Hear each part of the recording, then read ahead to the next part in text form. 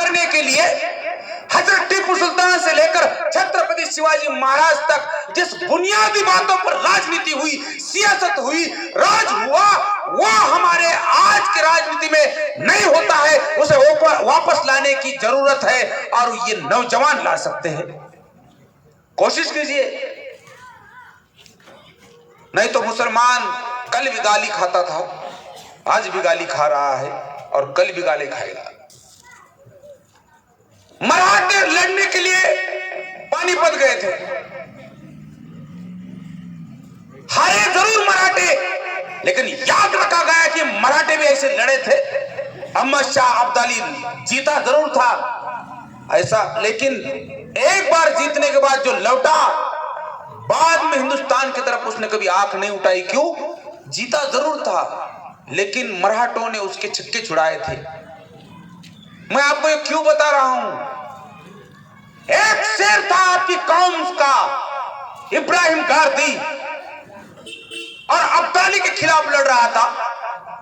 अब्दाली ने कहा कि ये जो तोहफे हैं जिसके आगे हम जा नहीं पा रहे हैं, उन्हें अपना जनान खाना लौटा दिया था कि अब हमारा कुछ सही नहीं है, आप लौट जाइए। जनान खाना मायने उसके बीवियां, कि आप जाइए, हम हार रहे हैं, मराठा जीत रहे हैं। लेकिन क्यों जीत रहे थे? एक इब्राहिम गारदी था, उसके तोहफे चल रही थी अब्दाली के ऊपर, और फिर उस इब्राहिम गारदी के सामने अब्दाली का कोई आदमी टिक नहीं पा रहा था।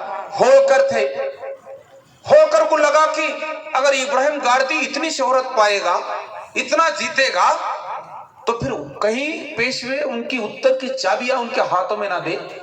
तो होळकरों ने अपने जो घोड़े थे उन तोपों को सामने लाए, तोपों के, फिर अपने ही लोग सामने आ गए। तो फिर इब्राहिम गारदी को तोहफे बंद करनी पड़ी। जैसे तोहफे बंद हो गई, अब्दाली के लोगों ने मराठों को खून से लथपथ इतना काटा, सरेआम वहां की खून की होलियां हो गई। ये कहा जाता कि कई सालों तक वहां की मिट्टी लाल तो मराठों के खून से थी। इब्राहिम गारदी को गिरफ्त किया गया, अब्दाली के सामने खड़ा कर दिया गया और कहा कि ये इब्राहिम गारदी है, मुसलमान है। अब्दाली ने उसे कहा कि मैं मुसलमान, तू मुसलमान, मेरे तरफ आ जा।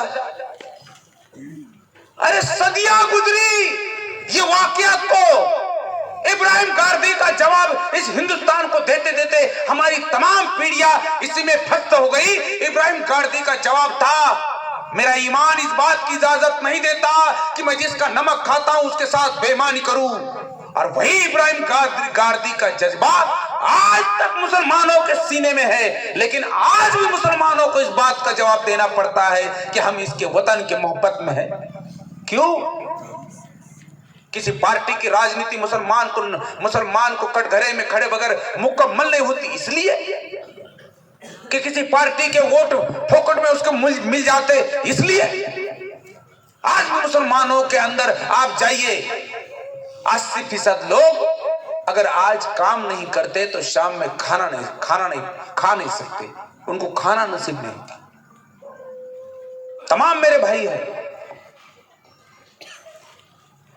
अभी कहा नजर चाचू ने शायद कि तालीम दो साहब। आज की तारीख में जो सरकारों ने तालीम का जो भी अख्तियार है, तालीम जिस तरह से मुहैया होती है साहब, भंगार बेचने वाला, केले के गाड़े वाला, काम पे जाने वाला बंदा अपने बच्चों को आज के तारीख की मुकम्मल तालीम नहीं दे पाता। कहां से लाएगा एक साल में 1 लाख रुपए? ये जो अंग्रेजा स्कूल बड़े, तो इसके अंदर अगर बच्चों को पढ़ाना है तो 1 साल में 1 लाख रुपए लगते। भंगार बेचने वाला कहां से लाएगा? इस पर बहुत काम करना जरूरी है। सरकार हमें तालीम फोकट में नहीं दे सकती। प्राइवेट में स्कूल बढ़ गए, हाँ ये है, और ऐसे नहीं, मेरा उनका तो अच्छा दोस्ताना है। मैं जहां रहता वो आते बराबर। उनकी संगठन उनको बोल दी थी कि अपने दोस्त तावरे आ रहे वहां, तुम सलामी को वही रहना, तुम यही की बात ना रहते हमेशा। यहाँ पहली दफा आया था मैं, हजरत टीपू सुल्तान की पहली जयंती थी, तब भी मेरे दोस्त थे। 5 साल से वो मैं आया कि वो आते, मेरा और उनका दोस्ताना है।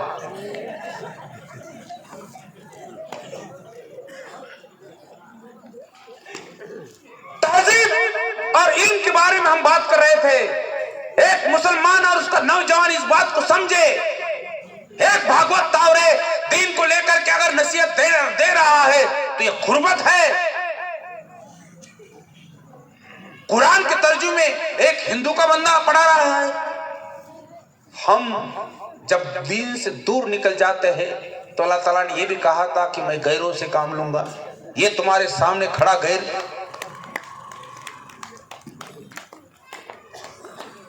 और मैं ये नहीं समझता कि अगर मैं दीन की बात करता हूं, अगर मुसलमानों के इल्म की बात करता हूं, तो मैं बिल्कुल हिंदू के खिलाफ बात नहीं करता। किसने कहा कि कुरान सिर्फ मुसलमानों के लिए है? कुरान सबके लिए है। एक बार पढ़ लीजिएगा, किसी कुरान की किसी आयत में ये नहीं कहा कि रब्बुल मुस्लिमीन, कि रब मुसलमानों के लिए है। ये कहा गया कि रब्बुल आलमीन, आलम जहां के लिए रब है। जिसे तुम अल्लाह कहते उसे मैं भगवान कहता। बस लफ्जों का खेल है। हम एक बाप की औलादे हैं, जिसे आदम कहा जाता। अगर एक बाप से अगर हम एक बाप की औलाद है तो तू और मैं तो एक दूसरे के भाई हुए। कौन है वो जो एक दूसरे को भाई बनते हुए देख नहीं सकता, जो हमें एक दूसरे के दुश्मन बना रहा है? 5 साल की सियासत और राजनीति के लिए अगर कोई किसी को यह कहा कि मुसलमान हिंदुओं के दुश्मन है, और किसी मुसलमान को यह कहा कि हम हिंदुओं के दुश्मन हैं, और ये बात बताते हुए, इस बात को समझाते हुए अगर कोई ये कहे कि हजरत टीपू सुल्तान हिंदुओं के विरोधी थे, तो उनको ये कहो कि आज हिंदुओं के मां बहनों के सीने पर जो ब्लाउज है उसका कानून करने वाला पहला राजा रहमतुल्लाह आला हजरत टीपू सुल्तान था। ये बताओ, तब जाकर के कोई जुर्रत ना ये करेगा कि हजरत टीपू सुल्तान हिंदुओं के दुश्मन थे। कौन गया मैसूर, कौन गया श्रीरंगपट्टनम में, वहां जाकर के देखा किसी ने कि हजरत टीपू सुल्तान की सल्तनत किसी मजहब के खिलाफ थी क्या? अगर मुसलमानों के मजहब के नाम से वो सल्तनत थी तो निजाम उनके खिलाफ क्यों लड़ रहे थे? ये बहुत जरूरी है कि हमारे माशरे के अंदर इस बात को लेकर मशवरा होना बहुत जरूरी है। लोगों को कहना बहुत जरूरी है। ये देश के अंदर जो सियासत हो रही है, हमें इसे रोकना होगा। और जिस तरह से हम एक दूसरे के साथ थे, वो जो पार्टी भगत सिंह की शहादत को याद रखते हुए आजाद हिंदुस्तान की शहादत के तमाम लोगों के नाम गिनती है, उस पार्टी के लोगों को भी ये बहुत कहना जरूरी है कि भगत सिंह के साथ सुखदेव राजगुरु के साथ अशफाक अत्ताउल्लाह खान भी था। अरे कब से मेरी आवाम और मेरे कौम के लोगों ने अपना खून देकर इस वतन के साथ ईमानदारी की पेशकश की, अपनी जान देकर इस आजाद हिंदुस्तान की खिदमत की। उस कौम पे आज भी सवाल तागे जाते हैं, आज भी उनके सामने नफरत की राजनीति की जाती है। कब तक? हमें वो पीढ़ी शुरू करनी होगी, हमें वो नौजवान खड़े करने होंगे जिनको तालीम, जिनको दीन और जिनको तहजीब पता हो। हम एक दूसरे के साथ साल भर में जो गप्पे लड़ाते हैं, हजरत टीपू सुल्तान की जयंती सिर्फ जश्न नहीं है। हजरत टीपू सुल्तान की जयंती डीजे लगाकर नाचना नहीं है। मैं डीजे के सामने नाचते हुए बंदों से नफरत नहीं करता हूं, आप बिल्कुल नाचिए, लेकिन इस बात को सोचिए कि सिर्फ नाचने से सवाल हल नहीं होता, सिर्फ नाचने से हजरत टीपू सुल्तान का तारुफ नहीं होता। हमें एक दूसरे से बात करनी होगी, हमें एक दूसरे के राब्ते में रहना होगा, हम सकाराम तुकाराम से बात करते हुए ये कहना पड़ेगा हमें कि हजरत टीपू सुल्तान के जानिब से क्या गलतफहमियां है, क्यों गलतफहमियां फैलाई जाती। अभी कहा गया कि त्वरिता देवी का जब महोत्सव होता है तो तमाम मुसलमान उसके जो दायरे है उस दायरे का अमल करते हैं। ये मैं नए से नहीं बता रहा, ये गंगा जमुना की तहजीब मेरे पहले भी थी, आज के वक्त में भी है और इंशाअल्लाह ताला मेरे बाद में भी रहेगी। ये नया बात नहीं है, बस दिन मुश्किल है। कोई सल्तनत में और हुकूमत में आकर ऐसे अपने आप को आका समझ रहा है कि वो कभी यहाँ से जाएगा ही नहीं, तो बस उसे ऐसा लग रहा है कि एक कौम और एक नस्ल की अगर मैं नफरत करता हूँ तो उसकी सियासत राजनीति मुकम्मल होती है। तेरी सियासत, तेरी हुकूमत, तेरी सल्तनत तुझे मुबारक हो, लेकिन हम जो एक दूसरे के साथ भाई भाई बनकर रह रहे हैं, बस इतनी सी गुजारिश है कि हमें भाई भाई बनकर रहने दीजिएगा। हम वो लोग हैं साहब, एक त्योहार मुसलमानों के बगैर होता ही नहीं है हमारा। आप वहां से कुछ कहेंगे, हम यहां पर झगड़े खेलेंगे, अब ये नहीं होगा। हमारे पास मोबाइल है, मैं मोबाइल से नफरत नहीं करता, मैं मोबाइल के अंदर हम जो लोग देखते क्या हम उससे नफरत करते। मोबाइल का फायदा लेकर एक नालौंडी का भागवत और महाराष्ट्र में चला गया, लोग पत्रकार बना। अल्लाह ताला ने मुझे इतनी शोहरत दी, इतनी शोहरत दी कि पैसे वालों को नहीं दी। अल्लाह ताला ने नवाजा मुझे। मैं मोबाइल को गलत या बुरा नहीं कहता, लेकिन हम मोबाइल की इस्तेमाल को अगर गलत तरीके से करेंगे तो हमारा माशरा खराब हो जाएगा। और मैं तुम्हारा बेटा हूं, खुल करके बात करूंगा। ये मोबाइल हमारे घरों में क्या आ गया, तमाम माशरे बिगड़ गए, रिश्ते बिगड़ गए, एक दूसरे के रास्ते में हम कम और मोबाइल में दुनिया घूम रहे। हमारी बेटियां, हमारी बहू बेटियां, हमारी माएं, मोबाइल ने उनके दिमाग में क्या कुछ नहीं डाला। तो ये बहुत जरूरी है कि ये माशरा इस बात पर गौर करे कि मोबाइल हमारे घरों में क्या कर रहा है, और अगर हम इस पर खुलकर बात नहीं करेंगे तो उस मोबाइल के तहत हमारी जो तहजीब है, हमारे जो कारोबार है, हमारे जो घर है, तो यकीन मानिए इस मोबाइल की वजह से एक ना एक दिन बर्बाद हो जाएंगी। मोबाइल ने माशरा बर्बाद कर दिया। फला फला जगहों पे दंगा हो गया, देखो हिंदुओं ने मुसलमान को मारा। अरे कब मारा, किसने मारा, क्या नाम है उसका, क्या ये सही है, हम नहीं समझते। दिल्ली में कुछ होगा, तलवाड़े में बंद, दादा रोकड़े एक तरफ, अल्ताफ एक तरफ। अरे 5 साल से दादा रोकड़े और अल्ताफ एक दूसरे के साथ थे। दादा रोकड़े और अल्ताफ एक पल में एक दूसरे के दुश्मन बन सकते हैं अगर मोबाइल का इस्तेमाल बुरी तरीके से हुआ तो। हो रहा है, हम अपनी आवाज खड़ी नहीं कर पा रहे। कितने लोगों को पता है वक्त की जमीनें जा चुकी है, कितने लोगों को पता है, इस पर बात ही नहीं होती। हम में से लोगों ने जो दरगाहों के किसी देवस्थान की खिदमत के लिए अपनी मेहनत की जमीनें अगर वक्फ में दी है, तो उस जमीन को सरकार अपनी तरफ लेकर अदानी अंबानी को अगर कल देने लगेगी, तो क्या तुम्हें पता है तुम्हारे बाप दादाओं ने अपने मेहनत से दी हुई जमीनें सरकार अदानी अंबानी को दे रही है? क्या पता है आपको? नहीं। हम नाचने में मशरूफ। डॉक्टर सिराज आरजू सर मेरे सामने मोबाइल लेकर के खड़े हैं। उनके अब्बा ने धारूर में आधा एकड़ जमीन वक्फ में दी थी। अब सरकार वो वक्फ की जमीन लेगा तो बोलेगा क्या, सिराज आरजू सर आइए इधर, आपके वालिद ने आधी एकड़ जमीन दी थी, ये आधी एकड़ जमीन आपको नहीं, वो देंगे अंबानी को, वो दिए अडानी को। वो अंबानी अडानी इलेक्शन को पैसे देते, वो पैसे आखिरी दिनों में हम लेते। हमने पैसे लेना, उनको वोट करना, उन्होंने फिर वह पैसे तुमसे तुम्हारी जेब से काटना। ली सिराज आरजू सर की आधा एकड़ जमीन गई। मैं सिर्फ नमूने के तौर पर मैं सिराज आरजू सर की बात कर रहा हूं। 96 लाख एकड़ जमीन इस हिंदुस्तान के अंदर जो वक्फ है,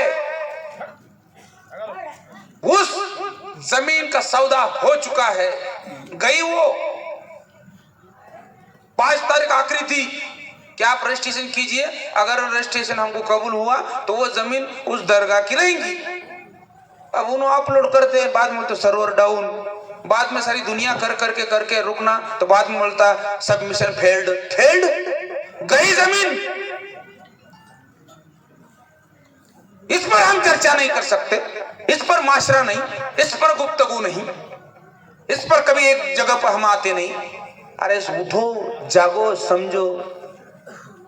कुरान के तर्जुमे ये कहते हैं कि एक मुकम्मल और एक हक की सियासत करना अभी कितनी जरूरी है, तो हम सियासत के बारे में किस दिन काम करना शुरू करेंगे? एक सियासत तुम्हारे इल्म, तुम्हारे मजहब, तुम्हारी शरीयत, तुम्हारी कौम के खिलाफ राजनीति करते हुए 10 साल से हुकूमत और सल्तनत में बैठी है।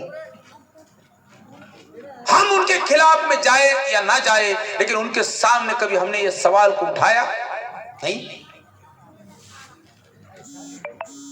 मैं उस हजरत टीपू सुल्तान की कौम से सवाल पूछना चाहता हूं, तुम्हारे सीनों के अंदर हजरत टीपू सुल्तान का जज्बा अगर तुम्हारे सीनों में तुम पैदा कर सकते हो, तो शायद वो यौम पैदाइश का जश्न हो सकता है।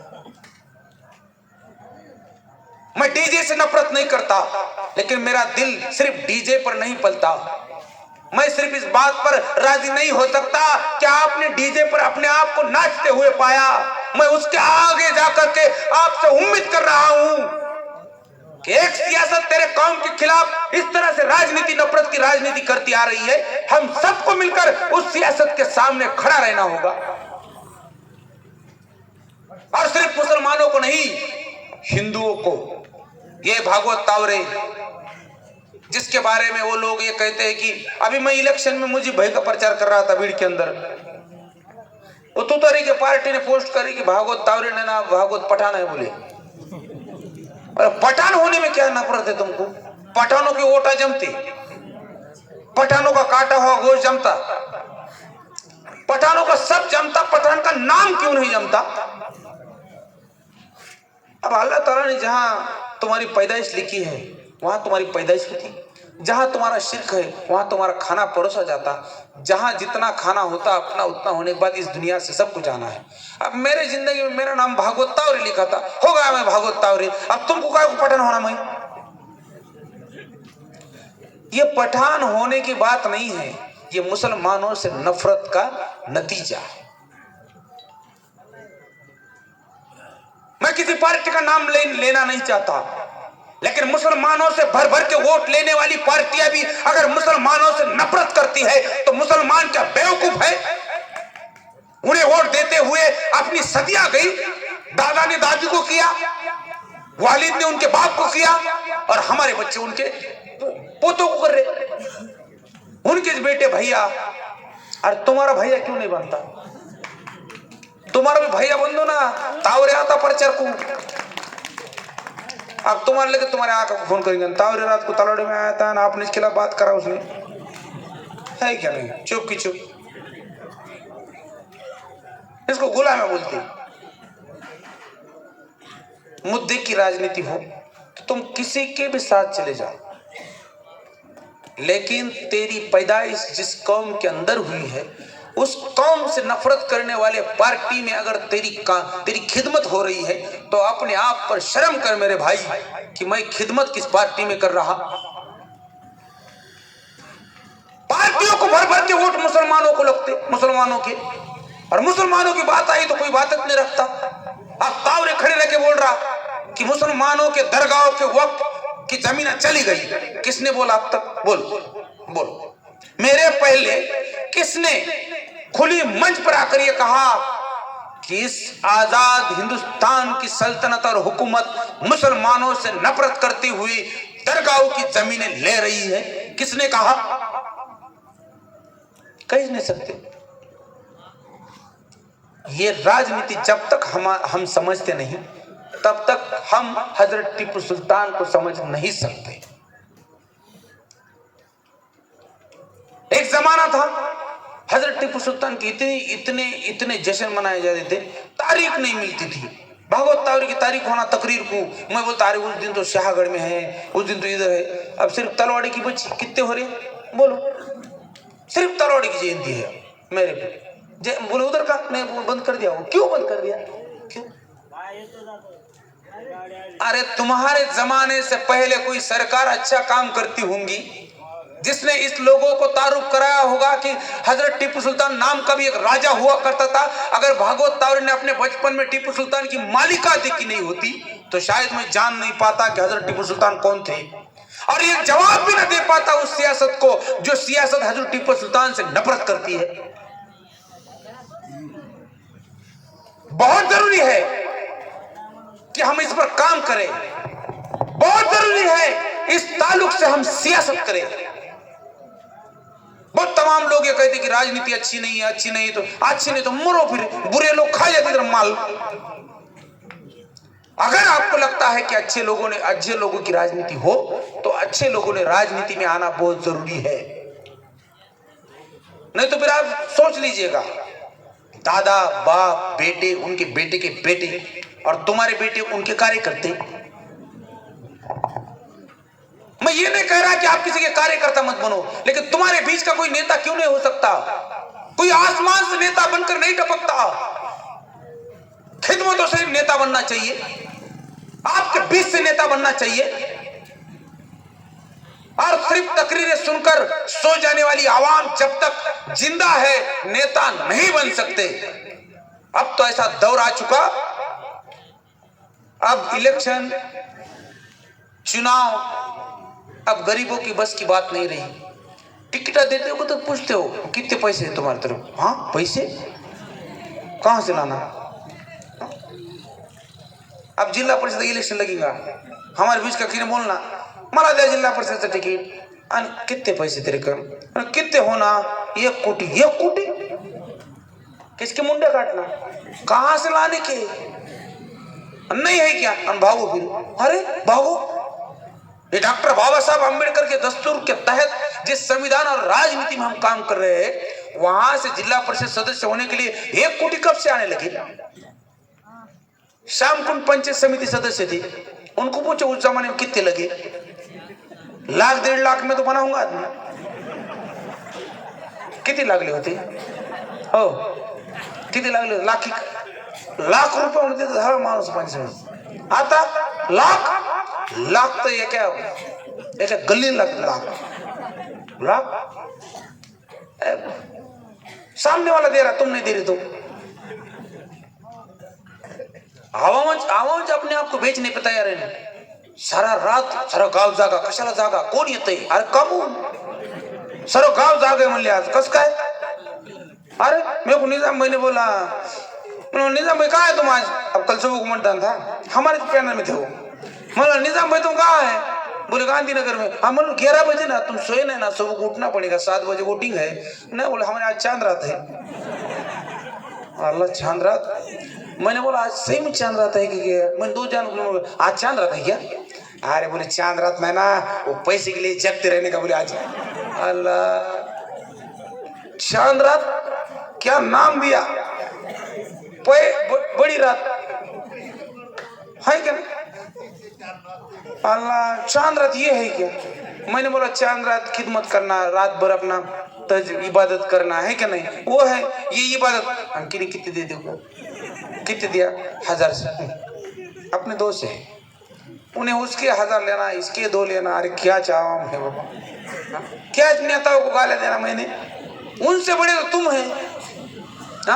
हाँ फिर एक बार 3000 ले गए कि कल से गालिया। क्या समझता उसको? क्या राजनीति कर रहा हो? हाँ तूने 3 काय के लिया? 3 तूने? और हजरत टिप्पू सुल्तान की जयंती, और काय की हजरत टिप्पू सुल्तान की जयंती? हजरत टिप्पू सुल्तान होते 60 किलो की तलवार से रट्टे देते। नाटकर साहब बोले हम लंदन में गए थे और वहां मैंने तलवार दिखी। नाटकर साहब लाना था इधर चुरा के 60 किलो की। तुमको पूछो ना, बातों से सुधरने वाले हम थोड़ी से। मैं 5 साल से वही बोल रहा, मैं कभी तो बोला कि एक बार पहली साल को आया था, 2 शराबी मेरे सामने आज भी थे, वैसे कि वैसे, तुम वहां मैं यहाँ, मैं भाषण करता तुम तालियां बजाओ, शुरू हो। मेरी बात में आ गई, न्यूज आ गई, रील बन गई, मेरा काम हो गया। तुमको लोग आ गए, रात को बहुत लोग आते, अच्छा हो गया, अच्छा हो गया, तुम्हारा काम मेरा काम, गाओ वैसे कि वैसे। तुम दुनिया की मत सोचो, तलवाड़े के भीतर में अपने अपने दायरे में बस ये बारी को जरा अच्छा करेंगे, कुछ सोचो ना। यहाँ तो सब हाउ बोलेंगे, बहुत अच्छी बात करता है, और अमल करने को 3000 जाते। इन बच्चों को तालीम दो, एक वक्त की रोटी कम खाओ, तालीम दो। कुरान का पहला लफ्ज इकरा, पढ़ो पढ़ो। पढ़ेंगे तो हजरत टीपू सुल्तान बनेंगे, नहीं पढ़ेंगे तो फिर हम नदीम सलीम कलीम आदिम अकरम चक्रम सब क्या कर रहा, पबजी खेल रहा। पबजी से किसका अच्छा हुआ? मोबाइल हाथ से लेके मोबाइल से मारना उसको।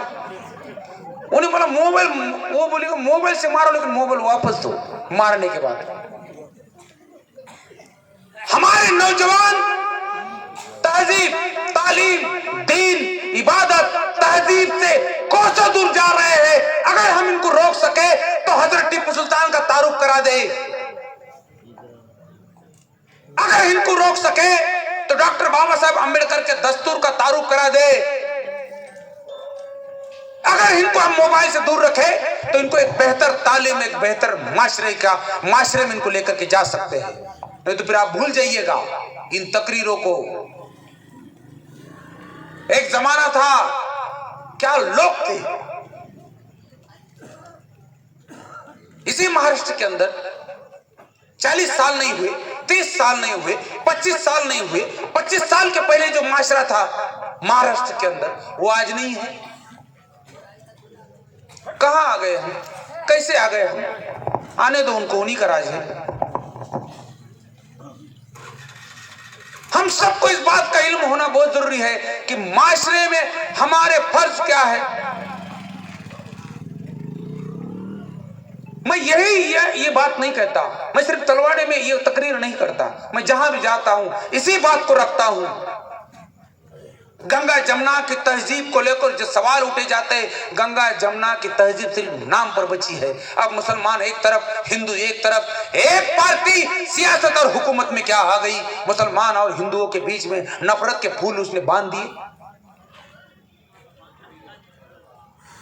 ये कौन लोग हैं जो भागवत तावरे के पोस्ट के नीचे ये कहते हैं कि टीपू सुल्तान की चाटो? अरे टीपू सुल्तान से क्यों नफरत? क्या मालूम है आपको हजरत टीपू सुल्तान कौन था जिसने ये कहा कि हजरत टीपू सुल्तान की चाटो? उसकी माँ मेरी माँ है, उसकी बहन मेरी बहन है, मेरी माँ और बहन के सीने पर जो ब्लाउज है वो हजरत टीपू सुल्तान के कानून के तहत है। क्या वो जानता है? क्या उसे हमने ये कभी बताया? नहीं, तुमने बताया नहीं, उसने सुना नहीं, तुमने बताया नहीं, उसने सुना नहीं। बीच में आ गई एक पार्टी, बीच में आ गई उसकी सियासत। उसने कहा हजरत टीपू सुल्तान ने तमाम हिंदुओं को मुसलमान बनाया, तमाम हिंदुओं के मंदिर आग गिराया। अभी किसी ने कहा कि हिंदुओं के मंदिर को नजराना जाता था हजरत टीपू सुल्तान के दरबार से। हजरत टीपू सुल्तान के दरबार में कई लोग हिंदू थे जो सलाहकार थे। हजरत टीपू सुल्तान ने तमाम वो कानून किए जिसे लेकर के अभी किसी ने कहा कि चीन से रेशम कीड़े उसने लाए थे। अब जिन लोगों के बीच में नफरत के कीड़े हैं उनको तुमने भी तो कभी बताया क्या कि अरे बाबा ये कीड़े को बाजू को रख, हजरत टीपू सुल्तान ने रेशम के कीड़े लाए थे? बोलेगा तुमने? हजरत टीपू सुल्तान के रेशम के कीड़े तुमने किसी को बताया नहीं, फिर उन्होंने दूसरे कीड़े लाए अंदर। हमें कंपैरिजन करना होगा, हमें जवाब देना होगा। एक सच जब बाहर नहीं आता तब झूठ सारा गांव घुमाता। तुम्हारा सच अगर बाहर नहीं आया तो फिर झूठ ने गांव कमा लिया। तुम बात समझ के चलो। तुमने जवाब नहीं दिया हजरत टीपू सुल्तान के बारे में, तो हजरत टीपू सुल्तान को आज तक बोल रहे हो वो धर्मांतर करा था, कल तो बोलेंगे वो तो दहशतवादी था। हाँ, और था क्या बोले, अंग्रेज उन्हें बुलाए थे, अंग्रेज को फोन करा उसने, और फिर अंग्रेज आए, टीपू सुल्तान ने बोला मैं इधर रुकता तुम इधर से आओ करके, ये बोलेंगे वो तो हाँ बोलेंगे। सब कुछ बदल रहा है, इतिहास के पन्ने बदल गए, इतिहास के पन्नों पर लिखे हुए सब दस्त बदल गए। मैं सावरकर से पहले बहुत मोहब्बत करता था, बाद में पता चला कि माफी मांगी थी अंग्रेज से और भागे थे। और मैं तब उस दिन से मैं सावरकर को मानता था ना, लेकिन सावरकर अब हीरो बनेंगे, उनको भारत रत्न दिया जाएगा और बच्चों को पढ़ाया जाएगा कि सावरकर जेल से कबूतर पर बैठकर आते थे और कबूतर पर बैठ के फिर से जाते थे। तुम मालूम है क्या, कर्नाटक की